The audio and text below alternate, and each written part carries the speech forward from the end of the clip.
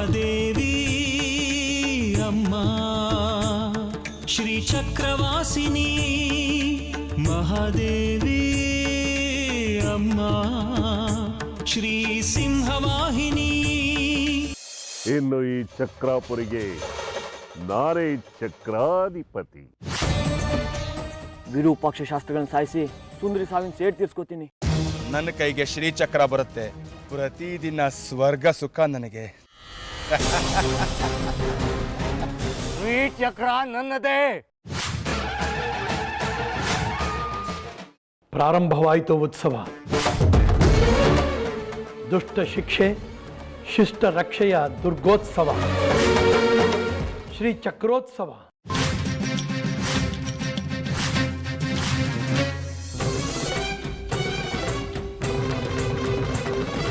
ಕಾರಣ ನೀನಮ್ಮ, ಸರ್ವಕ್ಕೂ ಕಾರಣ ನೀನಮ್ಮ. ಹಲವಾರು ಧಾಮದಿ ಹಲವಾರು ರೂಪವು ನಿನ್ನದು ದುರ್ಗಮ್ಮ, ನಿನ್ನದು ದುರ್ಗಮ್ಮ.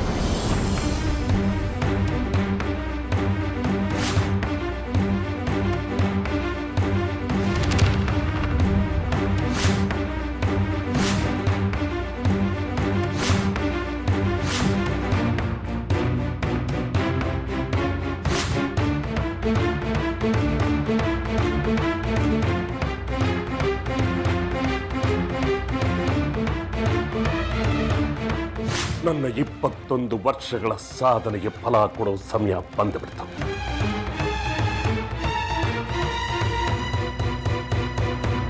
ಈ ನಿನ್ನ ಪೀಠದಲ್ಲಿ ಐಕ್ಯವಾಗಿರೋ ಚಕ್ರ ತಾನಾಗಿ ಮೇಲೆ ಬರುತ್ತೆ.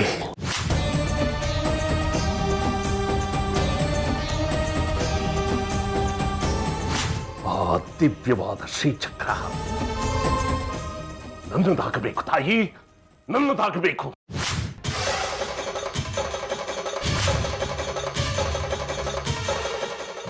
ನನ್ನ ಜೀವಿತಾವಧಿಯ ಆಸೆ ಚಕ್ರ ಚಕ್ರ ಚಕ್ರ ಚಕ್ರ.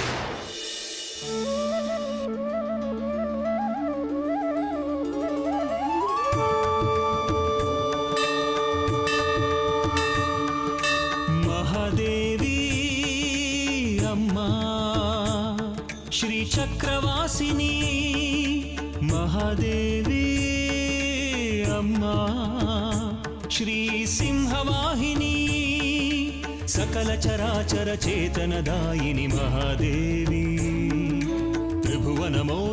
ತ್ರಿನೇತ್ರಧಾರಿಣಿ ಮಹಾದೇವಿ ಮಹಾದೇವಿ ಮಹಾದೇವಿ ರಕ್ಷಿಸು ಅಂಬೆ ದೀನರ ಶಿಕ್ಷಿಸು ಜನನಿ ದುರುಳರ ಮಹಾದೇವಿ ಭಗವತಿ ಮಹಾದೇವಿ ಮಹಾದೇವಿ ಭಗವತಿ ಮಹಾದೇವಿ.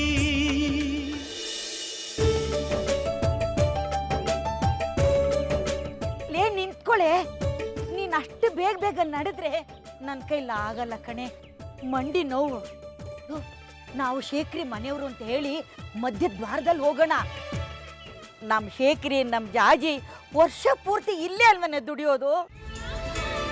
ಈ ದಿನಕ್ಕಾಗಿ 21 ವರ್ಷಗಳಿಂದ ಕಾದಿದ್ವಿ. ಕಳೆದ ಸಾರ್ತಿ ಇದೇ ದಿನ ನನ್ನ ಹೆರಿಗೆ ಆಗಿತ್ತು.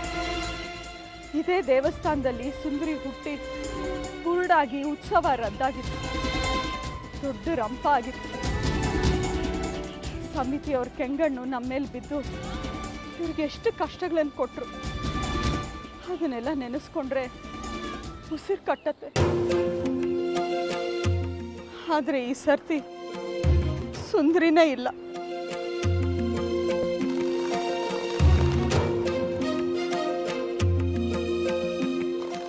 ಸರಿ ಹೋಯ್ತು ಕಣೆ ಲಲಿತಾ, ನೀನು ಬೃಂದಾವನಕ್ಕೆ ಬಂದ್ರು ನೀನು ಬಡ್ಕೊಳ್ಳೋದು ತಪ್ಪಲ್ಲ. ಯಾಕೆ ಈಗೆಲ್ಲ ದುಃಖ? ನೋಡು, ಅಮ್ಮನವ್ರ ದರ್ಶನಕ್ಕೆ ಅಂತ ಬಂದಿದ್ದೀವಿ. ನಾವಿಲ್ಲೇ ಮಾತಾಡ್ತಾ ನಿಂತ್ಬಿಟ್ರೆ ಭಕ್ತರ ಸಾಲು ಬೆಳೀತಿರುತ್ತೆ. ನಡಿ ಹೋಗೋಣ, ನಡಿ.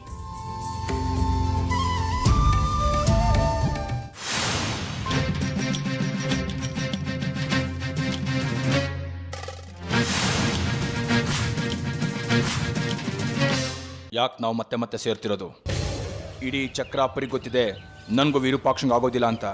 ಹೀಗೆ ಒಟ್ಟೊಟ್ಟಿಗೆ ಓಡಾಡ್ತಿದ್ರೆ ಜನಗಳಿಗೆ ಅನುಮಾನ ಬರುತ್ತೆ. ಏನು ವಿಷಯ ಬೇಗ ಹೇಳಿ. ಎಲ್ಲ ನಾವು ಏನು ಮಾತಾಡ್ಕೊಂಡಿದ್ವೋ ಆ ಯೋಜನೆ ಪ್ರಕಾರನೇ ನಡೀತಿದೆ. ಆದರೆ ಒಂದೇ ಒಂದು ಸಣ್ಣ ಬದಲಾವಣೆ, ಅದು ಭಕ್ತಾದಿಗಳ ಒತ್ತಾಯದ ಮೇರೆಗೆ.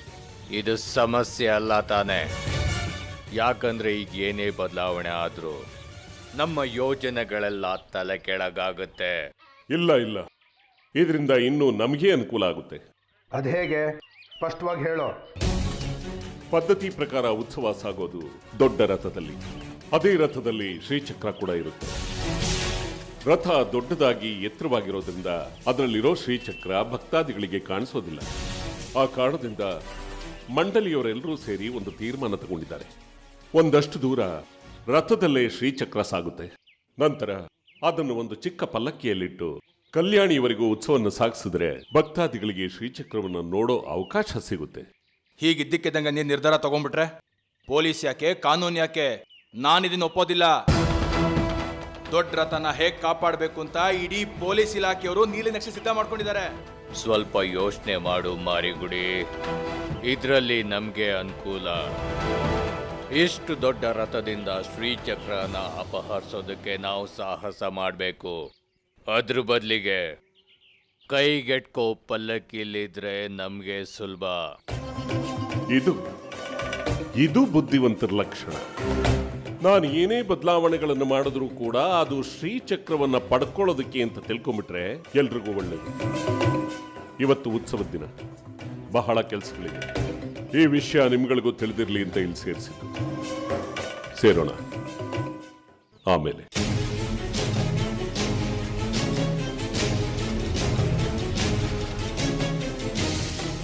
ಕಡ್ಕಿ, ಇದು ನಿನ್ಗೆ ಅರ್ಥ ಆಗಲ್ಲ. ಇದು ಮಂಡಳಿಯವ್ರ ತೀರ್ಮಾನ ಅಲ್ಲ. ಈ ವಿರೂಪಾಕ್ಷಂದೆ ಏನೋ ಆಟ, ಏನೋ ತಂತ್ರ ಮಾಡ್ತಿದ್ದಾನೆ ಶ್ರೀಚಕ್ರ ಹೊಡ್ಕೊಳ್ಳೋದಿಕ್ಕೆ. ಅದು ನನಗೂ ಗೊತ್ತು ಮಾರಿಗುಡಿ. ಅವನಾಟ ಅವನಾಡ್ಲಿ, ನಮ್ಮ ಆಟ ನಾವು ಆಡೋಣ. ಒಂದು ರೀತಿಯಲ್ಲಿ ಒಳ್ಳೇದೇ ಅಲ್ವಾ? ಚಿಕ್ಕ ಪಲ್ಲಕ್ಕಿಯಲ್ಲಿ ಶ್ರೀಚಕ್ರದ ಉತ್ಸವ ನಡೆಯೋದು. ಯಾವತ್ತು ನಮ್ಮ ಕಣ್ಗಾವಲಲ್ಲಿರುತ್ತೆ ಶ್ರೀಚಕ್ರ. ಚಿಂತೆ ಮಾಡಬೇಡ.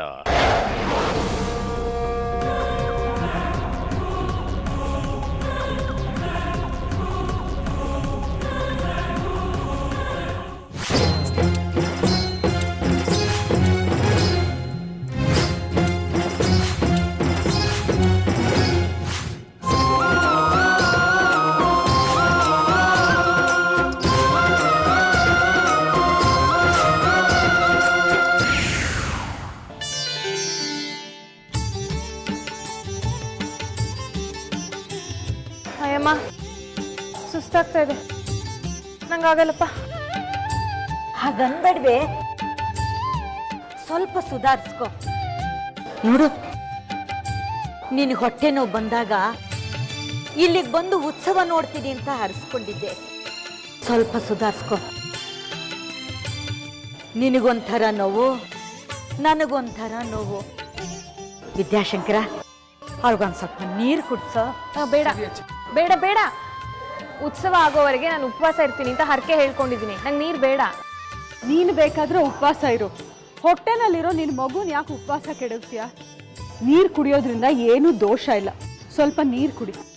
ಈ ಸಮಯದಲ್ಲಿ ಹಾಗೆಲ್ಲ ಹಠ ಮಾಡಬಾರ್ದು ಸುನೀತಾ. ವಿದ್ಯಾ, ಕೊಡೋ ಇಲ್ಲಿ, ತಗೋ.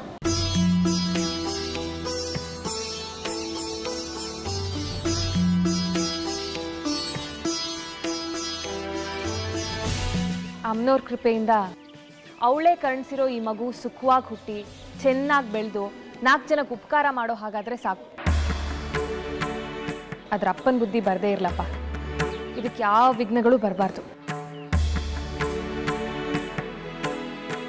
ಲೇ ಜಾಜಿ, ಸೀದಾ ಒಳಗೆ ಹೋಗಿ ಅಮ್ಮನವ್ರ ದರ್ಶನಕ್ಕೆ ಇನ್ನೂ ಎಷ್ಟು ದೂರ ಸಾಲಿದೆ ಅಂತ ನೋಡ್ಕೊಂಡು ಬಾರೆ. ಹಾಗೆ ಗರ್ಭಗುಡಿಗೂ ಹೋಗ್ಬೋದಂತ ನೋಡ್ಕೊಂಡು ಬಾ. ಈ ಶೇಖರಿ ಬೇರೆ ಕೈಗೆ ಸಿಗ್ತಾ ಇಲ್ಲ. ಅವನಾದ್ರೂ ಇದ್ದಿದ್ರೆ ಸೀದಾ ದರ್ಶನಕ್ಕೆ ಕರ್ಕೊಂಡು ಹೋಗ್ತಿದ್ದ. ಹೋಗೆ ನಡೀರಿ ಹೋಗೋಣ, ಈಗ ಸುಸ್ತೇನಿಲ್ಲ. ಇಲ್ಲ ದುಸಾಬ್ರಿ ಮಾಡ್ತಾನೆ ನಿನ್ ಗಂಡ. ಇಂಥ ಹೊತ್ನಲ್ಲಿ ಬಂದು ನಿನ್ನನ್ನು ನೋಡ್ಕೋಬೇಕು ತಾನೆ. ಅದೆಲ್ಲಿರ್ತಾನೋ, ಏನು ಕತ್ತನೋ, ಯಾರ ಜೊತೆ ಜಗಳ ಆಡ್ತಾ ನಿಂತಿರ್ತಾನೋ. ಅವನನ್ನ ಯಾಕೆ ನೆನೆಸ್ಕೋತೀರಾ? ಬಿಡಿಮ್ಮ, ಅವನು ಎಲ್ಲಿ ಬೇಕಾದರೂ ಇದ್ಕೊಳ್ಳಿ. ಇಲ್ಲಿ ಬಂದರೆ ಇಲ್ಲಿ ಕಿತಾಪತಿ ಮಾಡ್ತಾ ಇದ್ದ. ನಾವುಗಳು ನೆಮ್ಮದಿಯಾಗಿ ದರ್ಶನ ಮಾಡೋಣ. ಅದು ಸರಿನೇ ಅನ್ನೋ. ಬಾ ಸುನೀತಾ.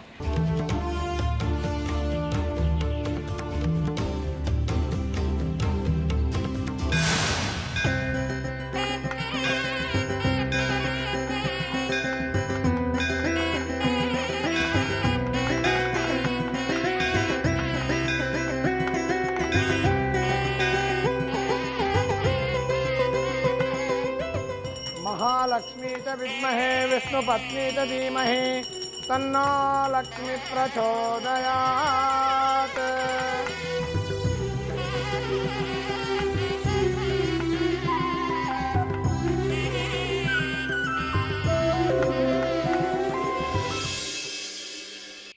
ಜಾಜಿ ಜಾಜಿ, ಬೆಳಗ್ಗೆ ನನ್ನ ಕಾಯ್ತಿದ್ದ. ಯಾಕೋ ಬಂಗಾರಿ? ನಿನ್ ವಿಗ್ರಹ ಎಲ್ಲಿ? ಅಲ್ಲ, ನಿನ್ ಸುಂದರಮ್ಮ ಅಲ್ಲೇ ಇದೆಯಾ? ತರಬೇಕೋ ಬೇಡವಾ? ಶ್ರೀಚಕ್ರ ರಕ್ಷಣೆಗೆ ಬಂದಿರೋದು ಅಂತೀಯಾ, ಆಮೇಲೆ ಜನಜಂಗುಳಿ ಜಾಸ್ತಿ ಆಗುತ್ತೆ, ತರಕ್ಕಾಗಲ್ಲ. ಹೌದು ಕಣೋ ಬಂಗಾರಿ, ನಾನೀಗ ಸುಂದರಮ್ಮನ್ ತರೋದಕ್ಕಂತಲೇ ಹೋಗ್ತಿರೋದು. ಅವಳೇ ಅಲ್ವಾ ಶ್ರೀಚಕ್ರನ ರಕ್ಷಣೆ ಮಾಡ್ಬೇಕಾಗಿರೋಳು. ಆಮೇಲೆ ಇನ್ನೊಂದು ವಿಚಾರ ಕಣೋ, ಮೇಷ್ಟ್ರಮ್ಮ ಹೇಳ್ತಿದ್ರು ಯಾರಿಗೂ ಹೇಳ್ಬೇಡ ಅಂತ. ನೀನು ಯಾರಿಗೂ ಹೇಳ್ಬೇಡ. ಉತ್ಸವದಲ್ಲಿ ಶ್ರೀಚಕ್ರದ ಜೊತೆ ನಮ್ಮ ಸುಂದರಮ್ಮಂಗೂ ಪೂಜೆ ಆಗ್ಬೇಕಂತೆ.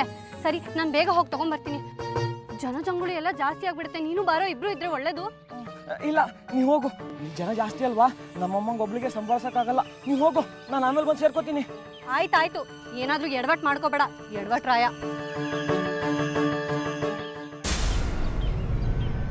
ಅಪ್ಪ, ಈಗ ನನ್ನ ಕೆಲಸ ಸಲ್ಲಿಸು. ಇವಳು ನನ್ನ ಜೊತೆ ಇದ್ರೆ ಯಾವಾಗಲೂ ನನ್ನ ಜೊತೆ ಎದ್ಬಿಡ್ತಾಳೆ. ನನ್ನ ಗುರಿ ಸಾಧಿಸೋಕ್ಕಾಗಲ್ಲ. ಈಗ ನನ್ನ ತಡೆಯೋರು ಯಾರೂ ಇಲ್ಲ.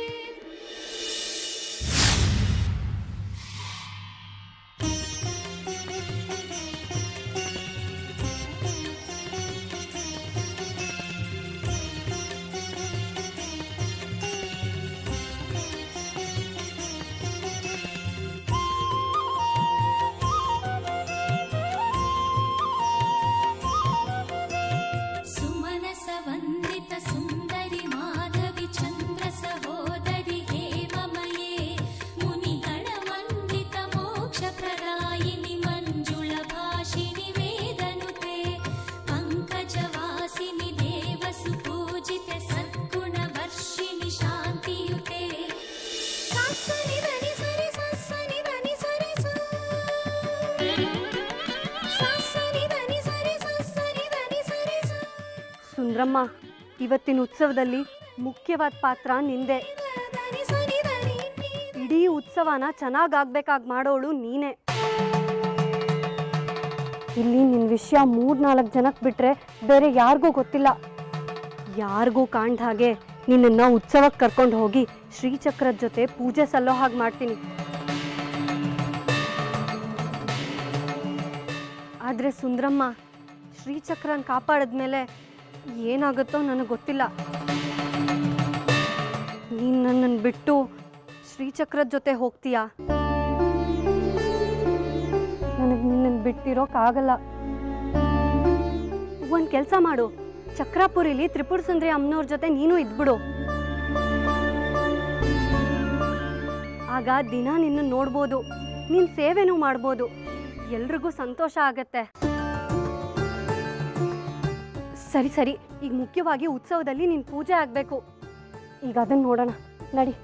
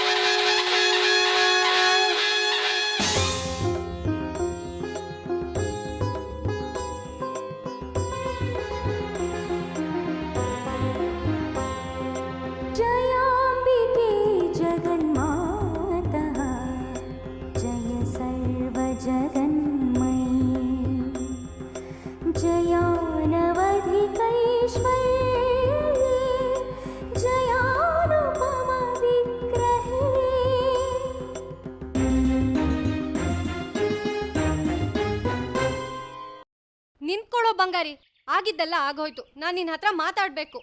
ಇವತ್ತು ಶ್ರೀಚಕ್ರ ದರ್ಶನ, ಎಲ್ಲರೂ ಸಂಭ್ರಮದಲ್ಲಿದ್ದಾರೆ. ನಂಗೆ ಮಾಡ್ಬೇಕಾದ ಕೆಲಸ ಇದೆ, ನಾಳೆ ಪೂರ್ತಿ ಸಿಗ್ತೀನಿ, ಮಾತಾಡೋಣ. ಇಲ್ಲ, ಇವತ್ ಬಿಟ್ರೆ ನೀನ್ ನನಗ್ ಸಿಗಲ್ಲ ಅಂತ ನನಗ್ ಗೊತ್ತು. ನೀನು ಏನೋ ಅನಾಹುತ ಮಾಡಕ್ ಹೊಟ್ಟಿದ್ಯಾ. ಬೇಡ ಕಣೋ ಬಂಗಾರಿ, ನನ್ ಮಾತ್ ಕೇಳೋ. ನಿನಗೆ ಹೇಗೆ ಗೊತ್ತಾಯ್ತು? ಇದೆಲ್ಲ ಯಾರು ಹೇಳಿದ್ರು ನಿನ್ಗೆ? ನನಗೆಲ್ಲ ಗೊತ್ತು. ಆ ರಾಕ್ಷಸ ಮಾರಿಗುಡಿ ಸಹವಾಸ ಮಾಡ್ದಾಗ್ಲಿಂದ ನಾನ್ ನಿನ್ನನ್ ಗಮನಿಸ್ತಾನೆ ಇದ್ದೀನಿ. ಅವತ್ತು ಕಂಕಣದ ಪಲ್ಲಕ್ಕಿ ದಿನ ವಿರೂಪಾಕ್ಷ ಶಾಸ್ತ್ರಿಗಳೇ ಸುಂದ್ರಿನ್ ಕೊಂದಿದ್ದು ಅಂತ ಗಲಾಟೆ ಮಾಡ್ಕೊಂಡ್ ಜನಗಳ ಹತ್ರ ಒದೆ ತಿಂದ್ಯಲ್ಲ, ಆಗ್ಲಿಂದಾನೇ ನನಗೆ ಅನುಮಾನ ಇದೆ ವಿರೂಪಾಕ್ಷ ಶಾಸ್ತ್ರಿಗಳಿಗೆ ಏನೋ ಮಾಡ್ತೀಯಾ ಅಂತ. ಹೀಗೆಲ್ಲ ಗೊತ್ತಿದ್ದು ಮಾಡೋದು ತಪ್ಪಲ್ವಾ? ನನ್ ಸುಂದ್ರಿಗೆ ಅನ್ಯಾಯ ಆಗಿದೆ.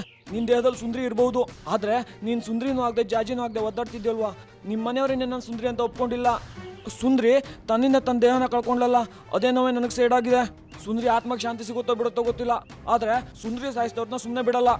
ಬೇಡ ಕಣೋ ಬಂಗಾರಿ, ಸೇಡು ಸಾವಿಂದ ಎಲ್ಲ ಸರಿ ಹೋಗಲ್ಲ. ಅಮ್ನೋರ್ ನನ್ನನ್ನು ಕರ್ಸ್ಕೊಂಡಿದ್ದಾರೆ ಅಂದ್ರೆ ತಪ್ಪು ಮಾಡ್ದವ್ರಿಗೆ ಶಿಕ್ಷೆ ಆಗೇ ಆಗತ್ತೆ. ನಮ್ಮ ಪಾಡಿಗೆ ನಾವು ಸುಮ್ಮನಿದ್ ಬಿಡೋಣ, ಎಲ್ಲ ಸರಿ ಹೋಗತ್ತೆ ಕಣೋ. ನೋಡಿ ಜಾಜಿ, ನೀನ್ ಎಷ್ಟು ಹೇಳಿದ್ರು ಅಷ್ಟೇ. ನಿನ್ ನಿಲು ನಿಂದು, ನನ್ನ ನಿಲು ನಂದು. ನೀನ್ ವಿಗ್ರಹ ನಂಬ್ಕೊಂಡಿರೋ, ನಾನ್ ಮಾಡ್ಬೇಕಾದ ಕೆಲಸ ಮಾಡ್ಬೇಕು. ಅಲ್ಲಿವರೆಗೂ ನಿನ್ ಮುಖ ತೋರಿಸ್ಬೇಡ ನಂಗೆ. ಏ ಬಂಗಾರಿ, ನಿಂತ್ಕೊಳ್ಳೋ ನಿಂತ್ಕೊಳ್ಳೋ ಬಂಗಾರಿ. ಬಂಗಾರಿ ನಿಂತ್ಕೊಳ್ಳೋ, ನಿಂತ್ಕೊಳ್ಳೋ ಬಂಗಾರಿ, ನಿಂತ್ಕೊಳ್ಳೋ ಬಂಗಾರಿ, ನನ್ ಮಾತ್ ಕೇಳೋ ಬಂಗಾರಿ.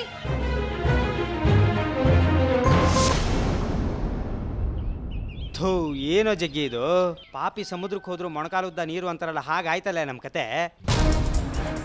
ನಾಯಿ ಥರ ಅಲಿತಾ ಇದ್ದೀನಿ ನಿನ್ನ ಜೊತೆಲಿ ಆ ವಿಗ್ರಹಕ್ಕೋಸ್ಕರ. ಅದ್ಯಾಕೋ ನಮ್ಮ ಕೈಗೆಟ್ಕೋ, ಅದೃಷ್ಟ ಕಾಣಿಸ್ತಾ ಇಲ್ಲ ನನಗೆ. ಹೋಗಿ ಹೋಗಿ ಹಾಳಾದ್ದು ಆ ಜಾಜಿ ಕೈಗೆ ಸಿಗಾಕೊಳ್ಳುತ್ತೆ. ಏನು ಮಾಡೋದೀಗ? ಕೈಗೆ ಬಂತು ತುತ್ತು ಬಾಯಿಗೆ ಬರ್ತಾ ಇಲ್ವೇ? ಈ ಸಾರಿ ಸಿಕ್ಲಿ, ಕಿತ್ಕೊಂಡು ಸೀದಾ ಪಟ್ಟಣಕ್ಕೆ ರೈಲ್ ಹತ್ತದೆ ನಾನು. ಅಯ್ಯ, ಮೊದಲು ಸಿಗ್ಲಿ ರಯ್ಯ, ಆಮೇಲೆ ಹೋಗುವಂತೆ ಪಟ್ಟಣಕ್ಕೆ. ಹಿಂಗೆಲ್ಲ ಆದರೆ ಜೀವನ ಬೇಜಾರಾಗ್ಬಿಡುತ್ತೆ ಕಣಯ್ಯ. ಏ ಜಗ್ಗಿ,